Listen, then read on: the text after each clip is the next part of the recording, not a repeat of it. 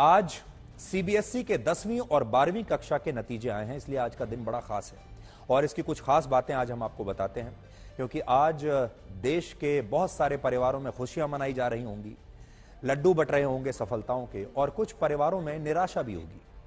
पिछले वर्ष की तरह इस वर्ष भी छात्राओं ने छात्रों के मुकाबले अच्छा प्रदर्शन किया है। हालांकि इस वर्ष कम छात्र सफल हुए हैं, लेकिन इस वर्ष के रिजल्ट की चारों ओर इसलिए चर्चा हो रही है क्योंकि बहुत सारे छात्रों को 500 में से पूरे 500 अंक मिले हैं। वैसे इस वर्ष 12वीं कक्षा की परीक्षा में 94% से ज्यादा छात्राएं पास हुई हैं और 91% से ज्यादा छात्र पास हुए हैं। इसी तरह 10वीं की परीक्षा में शामिल होने वालों में से 95% छात्राएं और करीब 94% छात्र पास हो गए हैं। पूरे देश में सीबीएसई के 10वीं के नतीजों के विश्लेषण से यह पता चलता है कि सबसे अच्छा प्रदर्शन त्रिवेंद्रम क्षेत्र के छात्रों ने किया है। इसके बाद बेंगलुरु रीजन का सबसे अच्छा प्रदर्शन रहा है। तीसरे नंबर पर चेन्नई के स्टूडेंट्स रहे हैं और चौथे नंबर पर अजमेर ने अच्छा प्रदर्शन किया है और 5वें नंबर पर पटना क्षेत्र का रिजल्ट सबसे अच्छा रहा है। हम सभी छात्र और छात्राओं को उनके उज्जवल भविष्य की शुभकामनाएं देते हैं और हां, जिन छात्रों के कम नंबर आए हैं या जो पास नहीं हो पाए हैं, उन्हें बिल्कुल भी निराश होने की आवश्यकता नहीं है। हमारा उनके लिए भी एक ही संदेश है कि परीक्षा और उसमें मिलने वाले नंबर सिर्फ एक पैमाना है। जीवन में कामयाबी के और भी बहुत सारे मौके, बहुत सारे रास्ते और बहुत सारे पैमाने होते हैं। आप मेहनत कीजिए, करते चले जाइए, किसी ना किसी क्षेत्र में, किसी ना किसी पैमाने पर आप जरूर कामयाब होंगे, क्योंकि हर छात्र में एक अलग प्रतिभा होती है। तो आज जैसा हम आपको बता रहे थे कि आज का दिन असल में युवाओं का है, क्योंकि 10वीं और 12वीं के नतीजे आए हैं और देश भर के परिवारों में आज इन नतीजों के बारे में चर्चा हो रही होगी। हमारे देश में कहा जाता है कि जो बोर्ड की परीक्षाएं होती हैं वो छात्रों की परीक्षा तो है ही, लेकिन उससे भी बड़ा इम्तिहान होती हैं उनके माता पिता का। माता पिता को छात्रों से भी ज्यादा चिंता होती है और वो चिंता ऐसी होती है कि उन्हें लगता है कि शायद उन्हीं का रिजल्ट आज आने वाला है। इसलिए जो माता पिता सफल रहे हैं उन्हें भी बधाई, जो बहुत सफल नहीं भी रहे हैं उन्हें भी निराश होने की आवश्यकता बिल्कुल नहीं है। इसलिए आज हम दो खबरें भारत के युवाओं के लिए लेकर आए हैं, खास तौर पर उन युवाओं के लिए हैं जो इंटरनेट पर बहुत मशहूर होना चाहते हैं। और इन दोनों खबरों से आपके परिवार में जो युवा हैं, जो छात्र हैं, जो छोटे बच्चे हैं, वो बहुत सीख ले सकते हैं। इसलिए ध्यान से देखिएगा। हमारे देश में बहुत सारे युवा ऐसे हैं जो सोशल मीडिया पर रातों रात सेलिब्रिटी बनना चाहते हैं, अपने नाम और अपनी पहचान को घर घर तक पहुंचाना चाहते हैं। इसमें कोई बुराई भी नहीं है, लेकिन आज हम खास तौर पर उन लोगों की बात कर रहे हैं जिन्हें सोशल मीडिया पर लाइक्स की भूख है और किसी भी तरह के कंटेंट से वो सेलिब्रिटी बनने की जो भूख है वो उसे पूरा करना चाहते हैं। जनता के एक बड़े समूह में लोकप्रिय होने की उनके अंदर एक भूख होती है और कई बार जब ये सब कुछ नहीं मिलता तो मशहूर होने की ये भूख आत्महत्या तक करवा देती है। आपको ये बातें थोड़ी अजीब लग रही होंगी, लेकिन हैदराबाद से आई एक खबर ने इन सारी बातों को सच साबित कर दिया है, एक कड़वा सच साबित किया है। हैदराबाद के एक 23 वर्ष के यूट्यूबर ने सिर्फ इसलिए आत्महत्या कर ली क्योंकि उसके यूट्यूब चैनल पर व्यूज और सब्सक्राइबर्स बढ़ नहीं रहे थे। सी धीना नाम का यह युवक इंजीनियरिंग का छात्र था और ऑनलाइन गेमिंग से जुड़ा एक यूट्यूब चैनल चलाता था। इस चैनल पर ऑनलाइन गेम्स जीतने की ट्रिक्स बताई जाती थी। ऑनलाइन गेम्स में बहुत सारे लोग एक लेवल पर आकर अटक जाते हैं और उन्हें गेम जीतने के लिए इसके बाद स्पेशल स्किल्स की या कह लीजिए कि ट्रिक्स की जरूरत होती है। हमारे देश में लगभग 40 करोड़ लोग ऑनलाइन गेम्स खेलते हैं। इस बड़ी संख्या में इस युवक को एक अवसर दिखाई दिया और ये एक बहुत अच्छा अवसर हो सकता है। उसकी बात, उसकी पहचान बिल्कुल सही थी और उसने ऐसे वीडियोस बनाए जो कि लोगों की मदद कर सकते हैं। लेकिन उसके YouTube चैनल के 30,000 सब्सक्राइबर्स तो हो गए, लेकिन आगे चलकर यह संख्या कुछ समय से बढ़नी बंद हो गई, जिससे यह युवक परेशान हो गया कि उसके सब्सक्राइबर्स बढ़ क्यों नहीं रहे हैं। पुलिस के अनुसार यह युवक अपने करियर और सोशल मीडिया पर अपनी लोकप्रियता ना बढ़ने की वजह से डिप्रेशन में था और डिप्रेशन की वजह से उसने छत से कूदकर आत्महत्या कर ली। हैरानी की बात यह है कि जब से यह लड़के की मृत्यु हुई है तब से उसके वीडियोस पर अचानक से ज्यादा व्यूज आ रहे हैं आप सोचिए, जब ये लड़का जिंदा था तब व्यूज कम थे, और जब इसकी मृत्यु हो गई तब ये व्यूज बहुत तेजी से आगे बढ़ रहे हैं। यह भी एक जिंदगी की कड़वी सच्चाई है, जिंदगी की, जीवन की एक बहुत बड़ी विडंबना है। अब आप सोचिए कि आज इंटरनेट के दौर में जिंदगी की कीमत कितनी कम हो गई है कि लोगों की खुशी सोशल मीडिया से मिलने वाले लाइक्स, व्यूज और लोगों की राय पर आकर टिक गई है। इसका एक पहलू तो यह है कि बहुत से लोग इंटरनेट की वर्चुअल दुनिया में इतने डूब चुके हैं कि उनके लिए दोस्त और अपने घर परिवार का स्थान अब दूसरे नंबर पर चला गया है। परिवार के सदस्यों से मिलने वाली प्रशंसा से ज्यादा सोशल मीडिया पर मिलने वाले लाइक्स और कमेंट्स की उन्हें ज्यादा चिंता रहती है, और यही भूख देश की युवा पीढ़ी को डिप्रेशन की तरफ धकेल रही है। हो सकता है आपके परिवार में या आपके जानने वालों में भी ऐसे युवा जरूर होंगे जिन्हें आपकी सामने से की गई प्रशंसा उतनी अच्छी ना लगती हो जितना कि सोशल मीडिया पर मिलने वाली प्रशंसा उन्हें अच्छी लगती है। वो समझने लगते हैं कि सोशल मीडिया पर जो उनका परिवार है वही असली परिवार है, सोशल मीडिया पर जो लोग उनकी तारीफ कर रहे हैं वही सच्ची तारीफ है।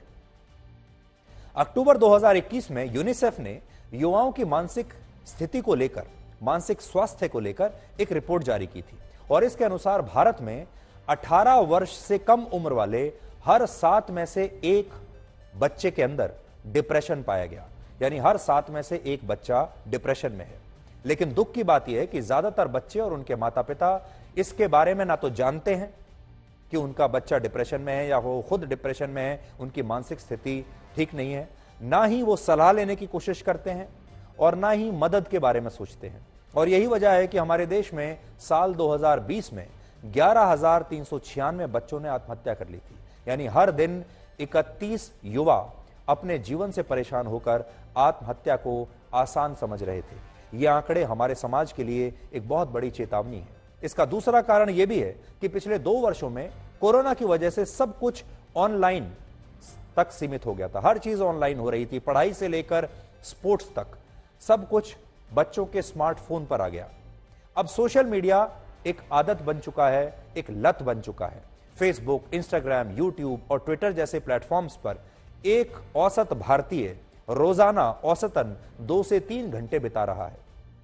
अब आप सोचिए, अगर कोई व्यक्ति 2 से 3 घंटे सिर्फ सोशल मीडिया पर बिताएगा तो पढ़ाई कब करेगा या अपना काम कब करेगा? लोगों को इस बात की चिंता है कि उनके पोस्ट किए गए फोटो, वीडियोस या उन्होंने जो भी अपने विचारों को ट्वीट किया है या पोस्ट किया है उन पर उन्हें कितने व्यूज मिल रहे हैं, कितने कमेंट्स आ रहे हैं, कितने लाइक्स आ रहे हैं। ये अपना बहुत सारा समय फोन पर यह चेक करने में खर्च कर देते हैं कि उनके कमेंट्स पर यानी उनके पोस्ट पर कौन व्यक्ति क्या लिख रहा है। और इसीलिए आपने देखा होगा हमारे देश में जो खास तौर पर युवा हैं उन्हें बार बार अपना फोन चेक करने की आदत पड़ चुकी है। वो हर कुछ मिनटों में अपना फोन उठाते हैं और उसे चेक करते हैं। चेक इसलिए नहीं करते कि उनको कोई काम का मैसेज आया होता है या कोई मेल आया होता है।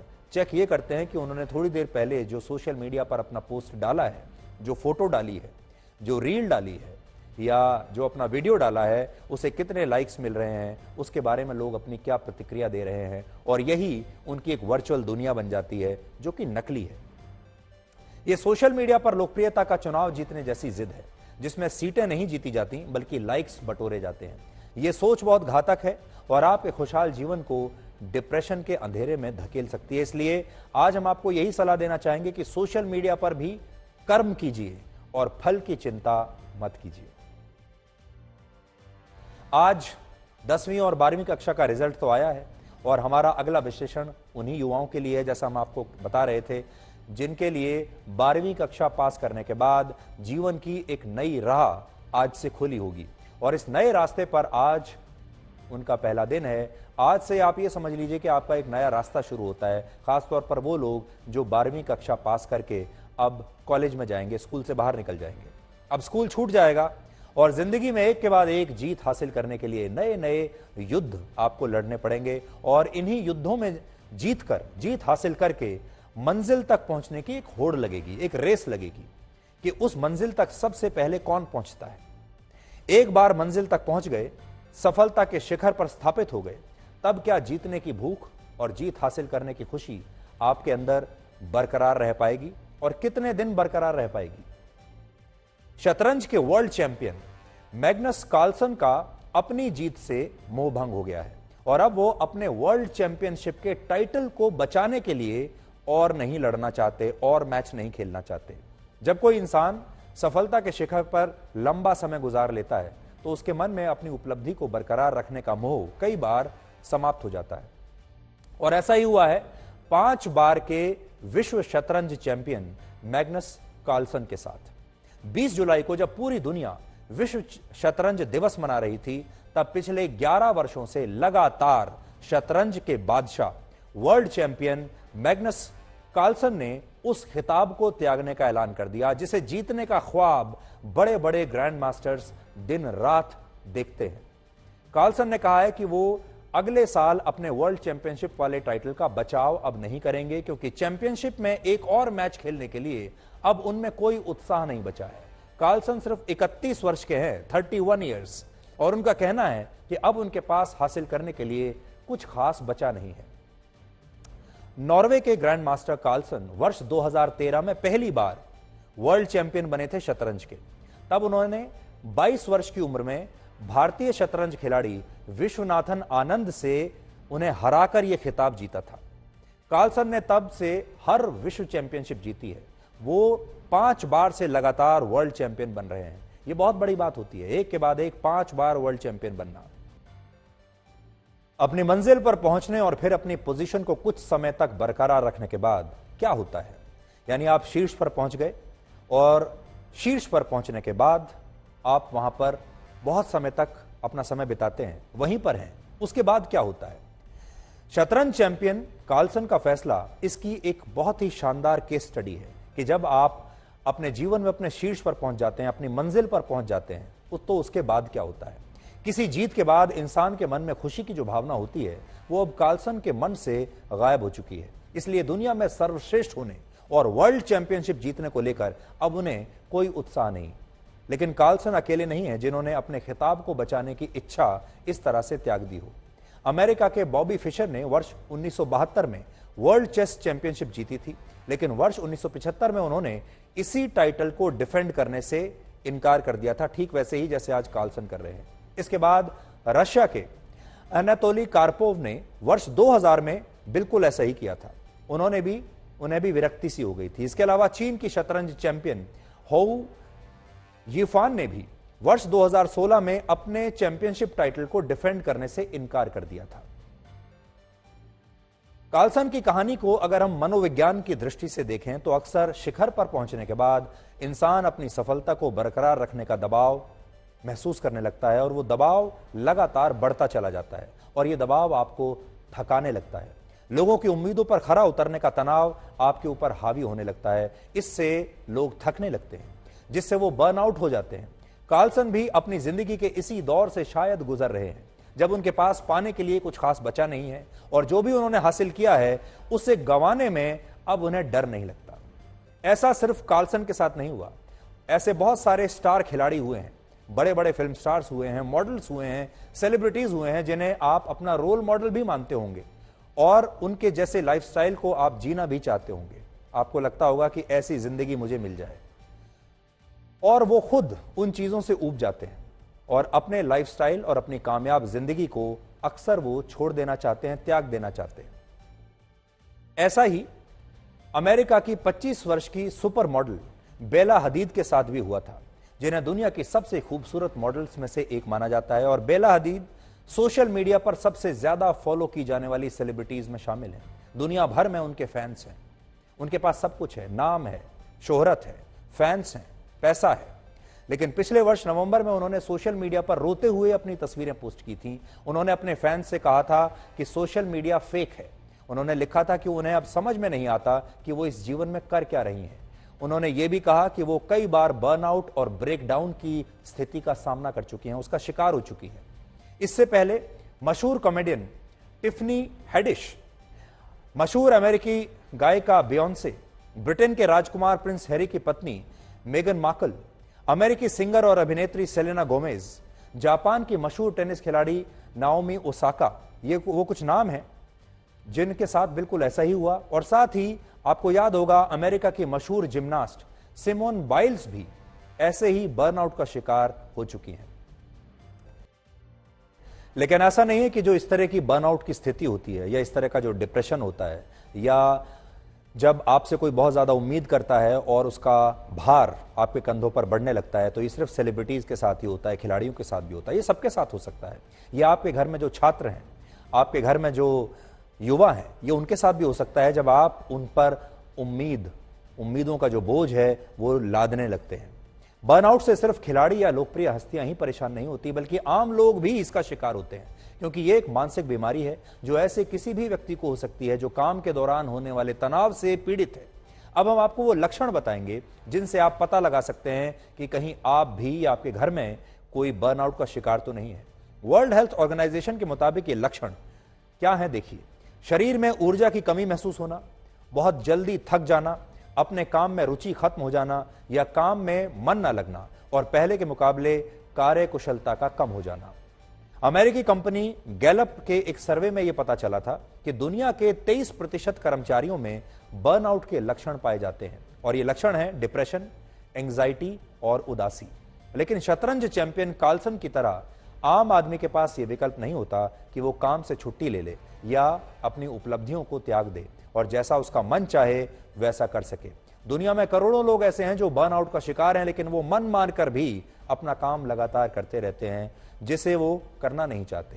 इसलिए हमारी आपको ये सलाह है कि आप अपने मन पर महत्वाकांक्षाओं का भार कम रखें और लोगों की उम्मीदों पर खरा उतरने की टेंशन को अपने दिमाग पर हावी ना होने दें। यहां पर आपको एक बात और समझनी होगी कि कुछ छोड़ने का अर्थ तभी है जब आपने उसे हासिल कर लिया हो, क्योंकि बहुत सारे लोग आज ये सोचेंगे कि हम आपको कुछ छोड़ने के लिए प्रोत्साहित कर रहे हैं। हम आपसे ये कह रहे हैं कि आप अपने जीवन के लक्ष्यों को हासिल मत कीजिए, क्योंकि उन्हें हासिल करने में तो बड़ी टेंशन है, बहुत डिप्रेशन हो सकता है। सब कुछ छोड़ने की बात करना अपने आप में कमजोरी का प्रदर्शन है। जब आप कुछ हासिल करके उसे त्यागते हैं तब आपका नाम होता है और दुनिया पूछती है कि आपने ऐसा क्यों किया और आपके फैसलों का सम्मान भी करती है। लेकिन जब आपने कुछ हासिल ही नहीं किया है, जब आपने उस जर्नी को, उस यात्रा को पूरा नहीं किया और आप अपनी मंजिल तक पहुंचे ही नहीं हैं, यानी जब आप शीर्ष तक नहीं पहुंचे और पहले ही उस यात्रा को समाप्त कर देना चाहते हैं, तब कोई भी आपका सम्मान नहीं करेगा। इसलिए हम आपसे ये तो कह रहे हैं कि आपको कुछ त्यागना चाहिए, लेकिन तभी जब आप उसे हासिल कर चुके हो।